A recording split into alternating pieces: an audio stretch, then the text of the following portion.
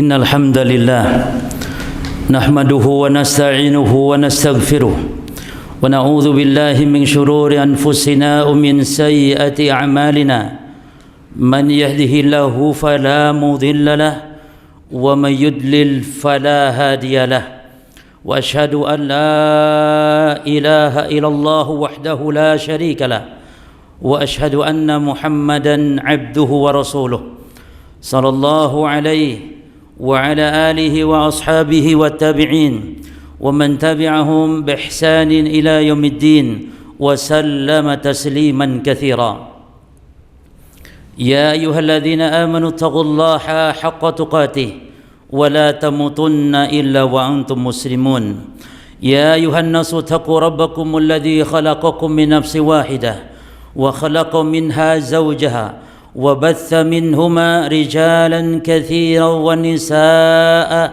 واتقوا الله الذي تساءلون به والأرحام إن الله كان عليكم رقيبا يا أيها الذين آمنوا اتقوا الله وقولوا قولا سديدا يصلح لكم أعمالكم ويغفر لكم ذنوبكم ومن يطع الله ورسوله فقد فاز فوزا عظيما أما بعد فإن أصدق الحديث كتاب الله وخير الهدي هدي محمد صلى الله عليه وعلى آله وسلم وشر الأمور محدثاتها فإن كل محدثة بدعة وكل بدعة ضلالة وكل ضلالة في النار. Ma'asyiral ikhwah sidang Jumat rahimani wa rahimakumullah. Masjid merupakan tempat yang paling Allah cintai di muka bumi ini. Sebagaimana Rasul SAW mengatakan ahabul makani ilallah masajiduha wa abghadul makani ilallahi aswaquha, bahwa tempat yang paling dicintai Allah adalah masjid-masjidnya dan tempat yang paling dibenci oleh Allah adalah pasar-pasarnya. Oleh karenanya para jemaah sekalian, Rasul SAW memerintahkan untuk membangun masjid di setiap kampung, di setiap tempat-tempat kaum muslimin hidup, kaum muslimin berada. Aisyah radhiyallahu anha mengatakan, amarna Rasulullah sallallahu alaihi wasallam bi bina'il masajid fid dur. Rasul SAW memerintahkan kami untuk membangun masjid fid dur. Fid dur yani fil qabail atau fil qabilah, yani di kampung-kampung, di tempat-tempat yang ada di situ tinggal kaum muslimin, diperintahkan membangun masjid. Dan masjid merupakan tempat orang-orang yang beriman. Masjid merupakan tempat orang-orang yang bertakwa. Rasulullah SAW mengatakan al-masjidu baitu kulli taqi, bahwa masjid adalah rumahnya setiap orang yang bertakwa. Dalam hadis yang lain kata Nabi, al-masjidu baitu kulli mu'min, masjid adalah rumahnya orang yang beriman. Yani kalau ingin mengetahui di antara sifat karakter orang beriman, orang bertakwa, dia senantiasa gemar, rajin ke masjid. Demikian pula para jemaah sekalian, bahwa masjid memiliki hak atas kita sebagai seorang muslim. Masjid memiliki hak yang harus ditunaikan oleh kita sebagai setiap muslim. Di antara hak masjid yang paling pertama adalah an ya'muruh, agar kita diperintah untuk memakmurkan masjid. Dan memakmurkan masjid kata para ulama, wa imaratul masjid takunu bibina'iha. Yang pertama memakmurkan masjid yakni dengan kita membangun masjid. Sebagaimana juga dalam hadis-hadis tentang keutamaan membangun masjid, Rasulullah SAW mengatakan man bana lillahi masjidan banallahu lahu baitan fil jannah. Barang siapa yang membangun masjid karena Allah, maka Allah akan bangunkan rumah atau istana di surga. Dalam hadis yang lain, man bana masjidan yabtagi biha wajha Allah, siapa yang membangun masjid yang dengannya berharap wajah Allah, yakni ikhlas, maka banallahu lahu baitan fil jannah, Allah bangunkan untuknya istana di surga. Perintah Nabi membangun masjid ini dikaitkan dengan ikhlas para jemaah, karena memang rentan dengan adanya riya di dalamnya. Banyak orang membangun masjid karena ingin dipuji dan yang semisal, sehingga Nabi membatasi dengan man bana lillah, barang siapa yang membangun karena Allah masjid. Ini menunjukkan pentingnya kita ikhlas dalam membangun masjid.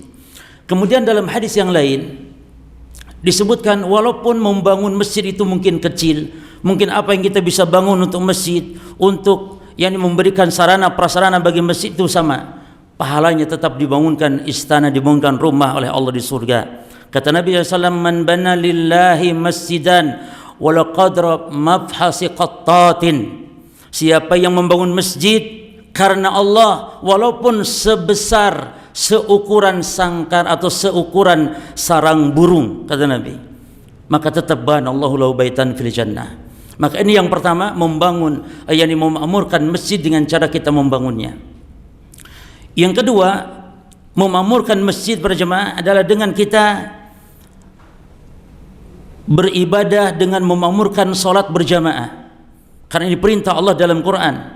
Allah Ta'ala mengatakan, warka'u ma'ar raki'in, rukulah kalian bersama orang-orang yang ruku'. Dan memakmurkan masjid dengan cara beribadah atau dengan membangun, maka ini adalah sifat karakter orang-orang yang beriman.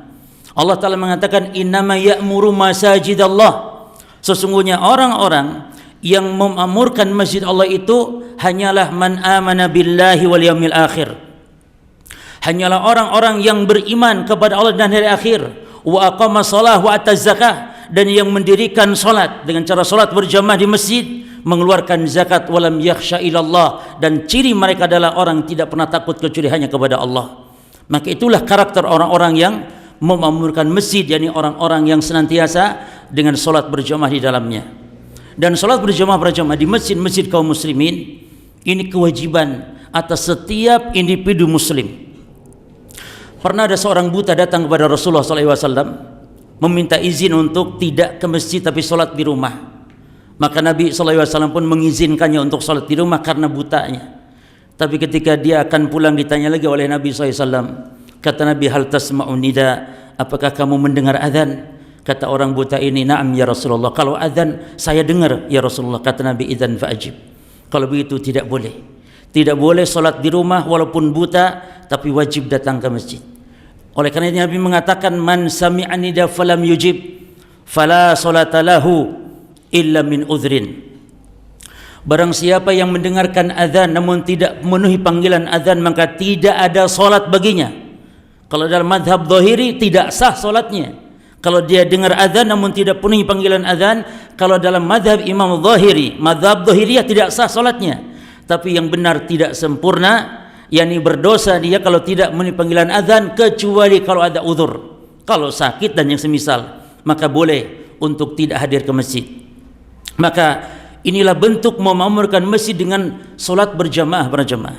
Dan lakukan berjamaah dengan tertib, lakukan dengan yakni berkesinambungan senantiasa. Oleh karenanya dianjurkan kita solat berjamaah bersama kaum muslimin dengan melakukan adab-adabnya. Di antara yang pertama, hendaknya berwudu di rumah, kemudian berjalan kaki ke masjid, kemudian usahakan kalau bisa yakni senantiasa yakni berjalan kaki, karena itu akan mengangkat derajat, bukan dengan naik kendaraan. Rasul mengatakan, man tatahhara fi baitihi, siapa yang berwudu di rumahnya, bukan di masjid. Siapa yang berwudu di rumahnya, tsumma masya ilal masjid, lalu dia berjalan kaki menuju masjid. Demikian pula dalam hadis yang lain, Jabir radhiyallahu anhu mengatakan bahwa ada sekelompok sahabat yang rumahnya jauh dari masjid, ingin menjual rumahnya untuk supaya dekat dengan masjid. Maka Rasul SAW pun melarangnya untuk menjual rumah mereka, karena semakin jauh seorang muslim ke masjid lalu dia berjalan kaki, maka semakin besar pahalanya di sisi Allah Subhanahu wa taala. Rasul SAW mengatakan, a'dhamun nasi ajran fi shalah ab'aduhum mamsya. Orang yang paling besar ganjaran salatnya adalah yang paling jauh jalan kakinya. Sehingga para jemaah sekalian, anjuran, dan ini merupakan bagian daripada adab ke masjid adalah dengan berjalan kaki ketika kita mampu tentunya. Kemudian di antara bentuk memakmurkan masjid adalah dengan mengadakan ta'lim, mengadakan pengajian di masjid-masjid kaum muslimin. Sebagaimana kata Nabi SAW, "Majtama qaumun fi baitin min buyutillah." Tidaklah ada satu kaum yang berkumpul di antara rumah-rumah Allah, yakni di masjid, yatluna kitab Allah wa yatadarusuna fima bainahum. Lalu mereka membaca Al-Qur'an dan mengkajinya, mempelajarinya. yakni dengan disampaikan bagaimana kandungan Al-Qur'an, hukum halal haram, yakni ilmu syariat di masjid, maka ini bentuk dia memakmurkan masjid. Dan di antara para jemaah, hak masjid bagi kita sebagai seorang muslim adalah hendaknya menjauhkan masjid dari segala bentuk kesyirikan, segala bentuk kebid'ahan dan kemaksiatan di dalam masjid, dan jauhkan masjid dari urusan-urusan dunia. Oleh karenanya tidak boleh berjual beli di masjid, tidak boleh mengumumkan berita kehilangan barang di masjid. Kata Nabi, idza ra'aita rajul yanshudu dhalah fil masjid, andaikan kau melihat ada orang yang mengumumkan berita kehilangan barang di masjid, maka doakan, kata Nabi, la radallahu alaika, semoga Allah tidak memberikan, semoga Allah tidak mengembalikan barangmu yang hilang. Dan kalau ada orang yang berjual beli di masjid, apa doanya? Semoga Allah tidak memberikan keuntungan kepada kalian. Maka jauhkan masjid dari segala bentuk kesyirikan. Allah Ta'ala mengatakan, wa annal masajida lillahi fala tad'u ma'allahi ahada. Sesungguhnya masjid ini milik Allah, maka jangan kalian berdoa, menyeru beribadah kepada Allah dengan melakukan kesyirikan, menyeru bersama Allah selain Allah. Maka ini dikhususkan di dalam masjid, termasuk kebid'ahan, termasuk maksiat-maksiat yang lainnya. Bersihkan masjid dari kesyirikan, dari kebid'ahan, termasuk wasilah-wasilah yang menuju kepada kesyirikan di masjid dilarang dalam Islam. Maka diharamkan ngubur jenazah di masjid. Ini dalam rangka untuk membersihkan masjid dari segala bentuk kesyirikan. Nabi SAW mengatakan, la tusallu ilal kubur wa la tajlisu alaiha. Janganlah kalian salat menghadap kubur, dan jangan kalian duduk di atas kubur, dan jangan menjadikan masjid untuk dijadikan sebagai kuburan manusia. Rasul SAW mengatakan tentang orang-orang Yahudi, tentang orang-orang Nasrani, kata Nabi, la'natullahi 'alal yahud wa nasara ittakhadhu qubur anbiya'ihim wa salihihim masajid. Semoga Allah melaknat kepada orang-orang Yahudi, kepada orang-orang Nasrani yang telah menjadikan kuburan para nabi, kuburan orang-orang soleh sebagai tempat ibadah. Menjadikan kuburan sebagai tempat ibadah, termasuk di dalamnya adalah mengubur manusia di masjid, sehingga kaum muslimin salat di masjid yang ada kuburannya, sehingga kaum muslimin sujud kepada kuburan, ruku kepada kuburan. Dibolehkan masjid menghadap kubur selama kuburan, selama makam kuburan bukan tanah masjid, lalu dipasang tembok, itu sudah dibolehkan, atau ada jalan untuk tempat lewat, sudah dibolehkan. Tapi kalau di masjid tersebut, di tanah masjid, itu adalah tanahnya masjid, dikubur manusia di situ, maka walaupun terhalang tembok misalnya, tetap termasuk menjadikan kuburan sebagai tempat ibadah. Maka kalau kuburan terlebih dahulu lalu dibangun masjid di situ, maka dalam syariat Islam yang harus dibongkar adalah masjid. Tapi kalau masjid duluan ada di situ, manusia dikuburkan di situ, maka yang harus dipindahkan adalah kuburannya. Demikian agar masjid terselamat dari segala bentuk kesyirikan, kebid'ahan dan maksiat-maksiat yang lainnya. Aqulu qauli hadza wastaghfirullaha li wa lakum wa lisairil muslimin min kulli dhanb fastaghfiruhu innahu huwal ghafurur rahim.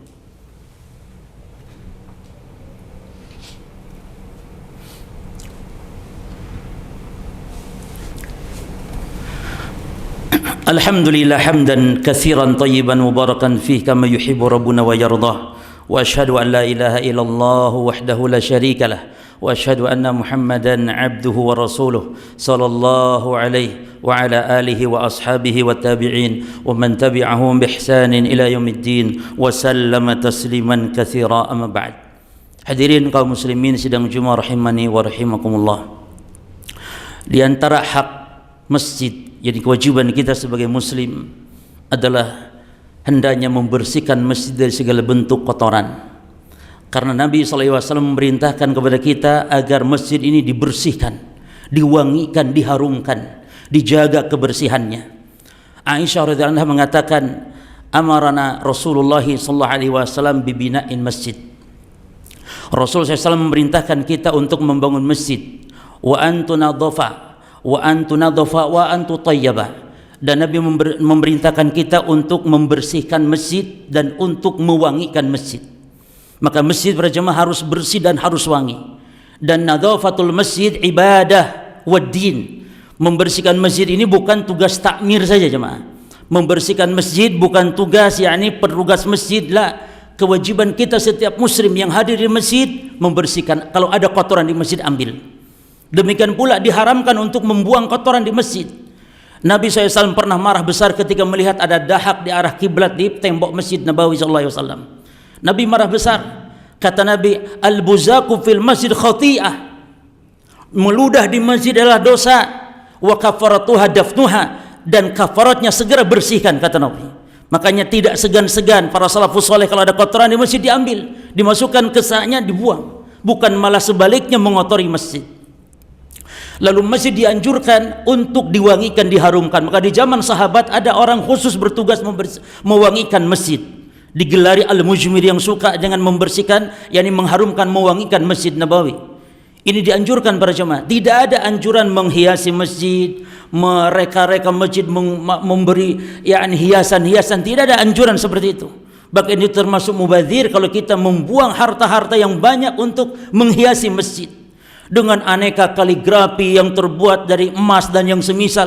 Tidak ada anjuran dalam Islam. Yang ada, bersihkan masjid, yang ada, wangikan masjid, nyamankan umat Islam untuk sholat di masjid, buatkan khusyuk kaum muslimin di masjid. Kalau panas, pasang AC di masjid. Ini merupakan hal dalam rangka memfasilitasi kaum muslimin beribadah. Maka kewajiban kita sebagai muslim, wabil khusus para takmir, adalah bersihkan masjid dan wangikan masjid.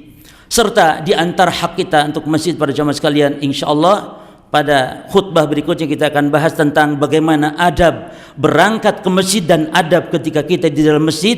Ini yang harus kita tunaikan sebagai seorang muslim terhadap masjid.